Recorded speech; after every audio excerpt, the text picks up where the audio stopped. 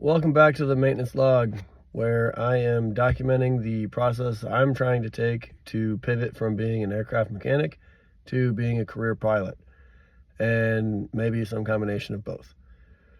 My previous video, I outlined kind of who I am, why I'm doing this, and the general idea of what I'm trying to do.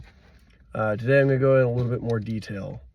First off, I have a plan for my pilot goal, the path that I'm trying to follow with my piloting to get all my certifications.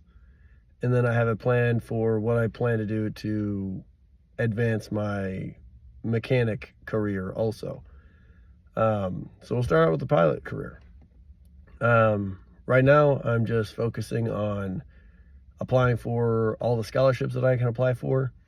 I applied for several back in November, December through AOPA and the EAA, and I think there was one other platform, I can't remember which one, but I basically Googled flight school scholarships and I applied for everything I could possibly apply for.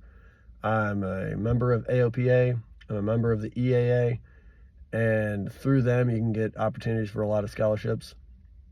I am also going to get on the annual subscription for the Sporty Pilots because they have scholarships through them, as well as massively discounted ground school with your authorization to test letter from their ground schools. So I feel like I'll save a little bit of money by doing an annual plan through Sporties versus paying for each individual ground school as I progress. As far as the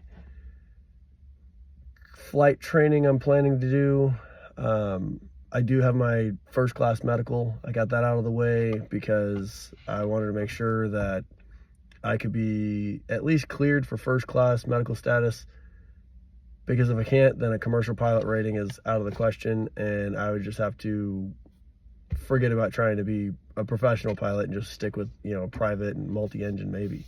But anyway, I got my first class medical. That cost me, I think it was like $130. So it wasn't terrible, but it was kind of up there. And I am working towards my ground school, working towards my first, private pilot rating. Just I study when I can. There's not much else to be said about that. I just read when I can. I go over the material, watch a lot of YouTube videos of other people who are going through their flight training.